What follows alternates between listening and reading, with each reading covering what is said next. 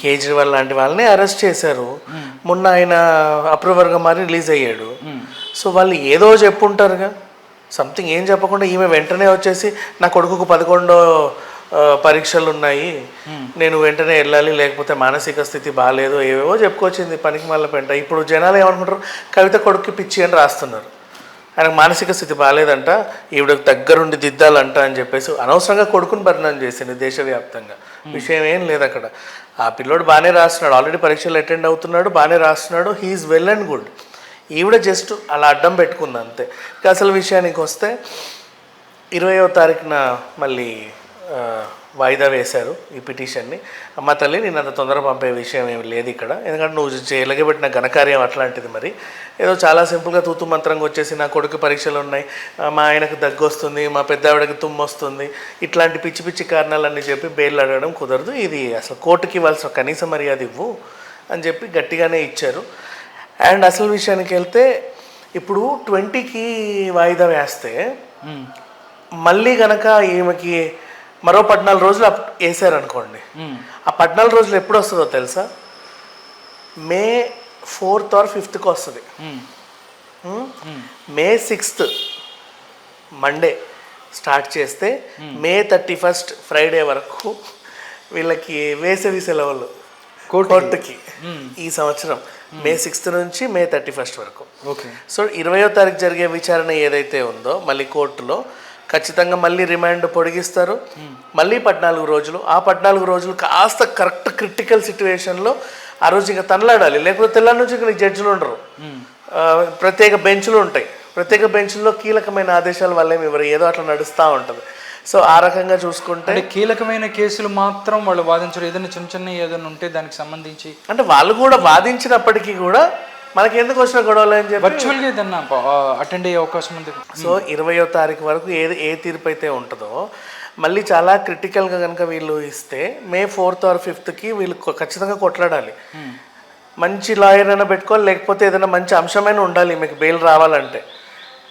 మళ్ళీ ఇలాగే నాకు కొడుకు పరీక్షలు అవి వచ్చాయండి, నన్ను ఇప్పుడైనా విడుదల చేయండి, నేను కొడుకుతో గోవా ట్రిప్ వెళ్ళి రావాలి, ఇట్లాంటి పిచ్చి పిచ్చి రీజన్లు చెప్పింది అనుకో, మళ్ళీ May 31st వరకు జైల్లోనే ఉంటుంది. అండ్ ఈమె రీజన్ చెప్పినా చెప్పకపోయినా May 31st వరకు ఇవి జైల్లోనే ఉంటుంది. 100% అది రాసి పెట్టుకో, డౌటే లేదు దాంట్లో. డెఫినెట్లీ. అంటే కవిత ఏదైతే బెయిల్కి వెళ్ళిందో దాని గ్రౌండ్స్లో అంత దమ్ము లేదు, లేకపోతే ఏదైతే పరీక్షల యాంగ్జైటీ ఉందో అని కొడుకుందని చెప్పారో దానికి ఆధారాలు లేవని కూడా ఈడీ వాదించింది.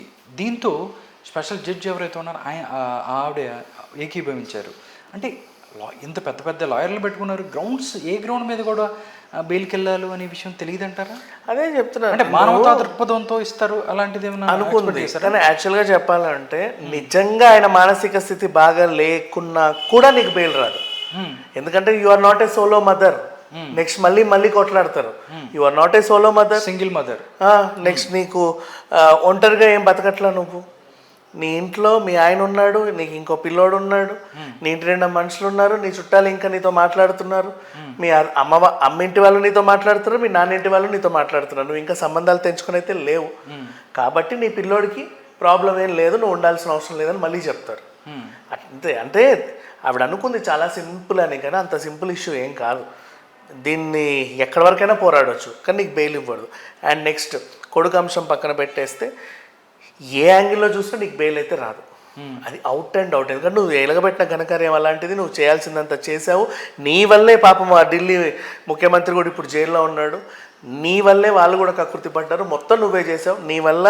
అండ్ నీ తర్వాత నెక్స్ట్ మీ అన్నయ్య తర్వాత మీ నాన్న లైన్ కట్టుకొని వస్తారు. నాకు తెలిసి జూన్లో మనం ఈ ముగ్గురిని జైల్లో చూస్తామేమో. ఓకే. దీనికి సంబంధించి ఇలా ఉన్నట్టయితే మొన్న ప్రెస్ మీట్లో కేసీఆర్ మాట్లాడుతూ చెప్పింది ఏంటంటే వాళ్ళ మీద కాంగ్రెస్ మీద ఫైర్ అయిన పరిస్థితి కనపడుతుంది.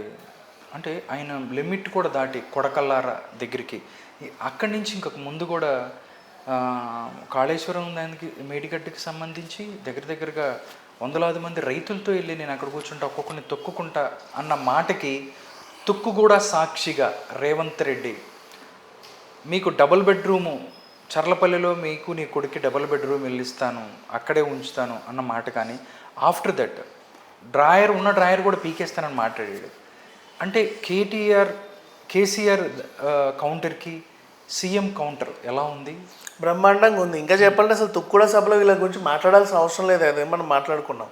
అవును, వీళ్ళని పట్టించుకోవడం అనుకున్నా, పట్టించుకోవాల్సిన అవసరం కూడా లేదని ఫస్ట్ ఆఫ్ ఆల్ మనం అనుకుంది ఏంటి, వీళ్ళ మాటల్ని కానీ వీళ్ళని లెక్క చేయాల్సిన అవసరం అస్సలు లేదు ఫస్ట్ ఆఫ్ ఆల్. ఓకే, వీళ్ళు ప్రతిపక్షంలో ఉన్నా కూడా వీళ్ళని అసలు చూడాల్సిన అవసరం లేదు. వీళ్ళు అసెంబ్లీలో మాట్లాడినా వీళ్ళ మాటలు స్పీకర్ కూడా వినాల్సిన అవసరం లేదు.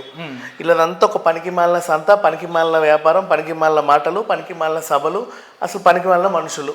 వీళ్ళ గురించి ఎంత తక్కువ మాట్లాడితే అంత మంచిది. రేవంత్ రెడ్డి కూడా అసలు సమాధానం ఇవ్వాల్సిన అవసరం లేనే లేదు. అయినా సరే ఆయన ఇచ్చాడంటే అది ఆయన గొప్పదనం అని చెప్పుకోవచ్చు.